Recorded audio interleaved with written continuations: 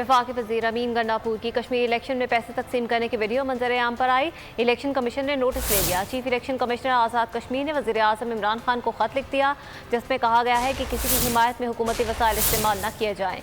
वफाकी वज़रा को इंतखाबात के ज़ाब्ता कार की खिलाफ वर्जी से रोका जाए।